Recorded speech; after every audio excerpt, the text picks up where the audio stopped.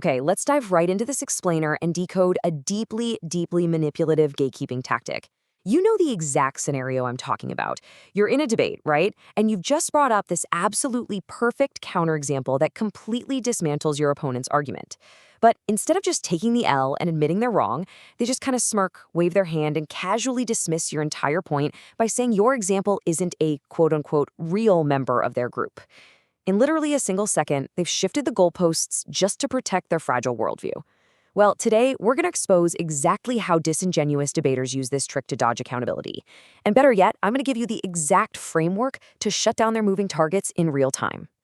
I mean, have you ever proved someone wrong only for them to change the definition of the words right in the middle of the argument? Just think about how incredibly frustrating that is for a second. You bring the data, you bring the facts, you bring a perfectly undeniable example of a flaw in their movement or, their policy, and instead of actually engaging with your evidence, they point their finger at you and claim that a true member of their group would never, ever do such a thing. It is so intellectually dishonest. They're basically acting like a bouncer at a super exclusive club who looks at your perfectly valid VIP pass, pulls out a Sharpie, crosses out the word VIP, and writes not a real VIP right on it just to keep you out. So let's look at section 1, the problem, which is all about this ad hoc purity test. To really defeat this tactic, we first have to understand that logical fallacies are basically just broken patterns of reasoning that are guaranteed to lead you astray. And this fake purity test, it is one of the absolute worst offenders out there for derailing a productive conversation. The core of this manipulation relies on something called the No True Scotsman fallacy. This happens when a debater revises definitions in an ad hoc, which basically just means after the fact, fashion simply to avoid counterexamples or to dodge criticism directed at a specific group. What this actually means in practice is that an opponent is arbitrarily excluding your evidence rather than just admitting their initial sweeping claim was wrong. Imagine drawing a circle around your perfect group.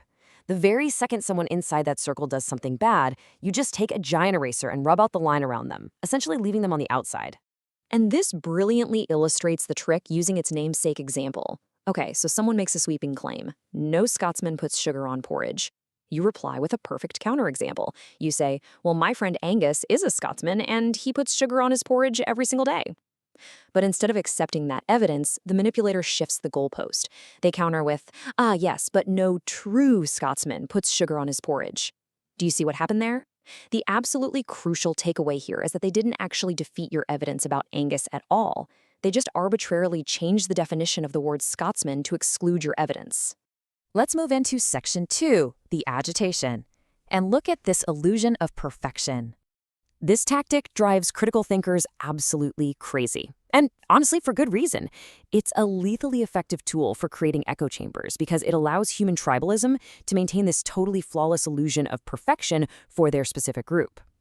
Consider this universal hypocrisy, right? We see this completely neutral reality all the time. When a politician wearing a blue tie commits a crime, the blue tie crowd instantly yells, "Oh, he's secretly a red tie." And vice versa. When a politician wearing a red tie commits a crime, the red tie crowd yells, "He's secretly a blue tie." When a member of a group does something heroic or super successful, the group gladly claims them, they parade them around, but the absolute second a member does something indefensible or embarrassing, boom, the group immediately excommunicates them using the No True Scotsman trick just to protect the brand.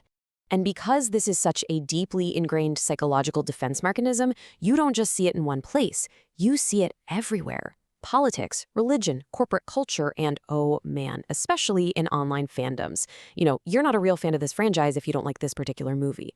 When groups use this tactic, their core argument becomes completely unfalsifiable. If every single piece of negative evidence is just automatically dismissed as not a real example, well then you aren't actually having a rational debate based on facts anymore. You're basically dealing with a cult that simply refuses to take out its own trash. I absolutely love this quote right here. A definition is supposed to be a fence. Just think about what a fence actually does. It very clearly tells us what is inside the yard and what is outside the yard. But if your opponent gets to just pick up the fence and move it every single time they start losing the argument, you aren't actually debating anymore. You're literally just watching a toddler play make-believe. You cannot win a game if the other player is allowed to quietly rewrite the rulebook on every single turn to ensure they never lose. Which brings us to section 3, the solution. Let's dig into the define the terms framework. We know the problem, we know why it's so incredibly frustrating, so how do we actually defeat the No True Scotsman gatekeeper? Well, you can't let them casually redefine words after the fact. You have to pin them down before they can move the goalposts. So let's walk through the exact 3 steps to do this. Step 1, catch the ad hoc revision. The exact second they use the word real or true to dismiss your evidence, like saying, oh, he's not a real gamer, you must immediately stop the conversation. Do not get dragged into arguing about that specific person. Argue the definition. Step 2, force objective criteria. Calmly ask them, okay, before we go any farther, I need you to give me the exact objective criteria for what makes someone a true member of this group. What's the standard and where is it written down? By forcing them to state their criteria out loud, you slap a heavy iron lock on the dictionary. You remove their ability to arbitrarily change the rules later. And finally, step 3, call out the fallacy. If they refuse to give a clear definition, just keep gatekeeping, expose their intellectual dishonesty. Tell them flat out that they're revising definitions after the fact just to avoid valid criticism. If they have to change the meaning of words to win, well, their argument has already failed. And that leads us to our final part, Section 4, the ultimate cheat code for shutting down purity tests. I want to give you a psychological tool to just keep in your back pocket for the next time a purity testing debater tries to deflect blame and protect their tribe. The next time they try to say that no true member of their group would ever act terribly, I want you to look them dead in the eye, smile slightly, and deliver this exact line. It is fascinating how your group is only responsible for the people you happen to like. Boom. A genuine debate is about taking a hard, honest look at the evidence right in front of you. It's not about constantly erasing the bad parts of your team to maintain a fake illusion of purity. This response cuts right through the manipulation. So, I want to leave you with this final provocative thought. Do you actually take accountability, or is it just no true Scotsman all the way down? Look, as long as manipulative debaters use this trick to shift the goalposts and protect their tribes, you need to know how to lock down those definitions and force them to face the facts. Don't let them change the rules of the game on you. Use this framework, hold them to their own words, and watch their fake superiority completely evaporate. Thank you so much for joining me for this explainer, and hey, keep thinking critically.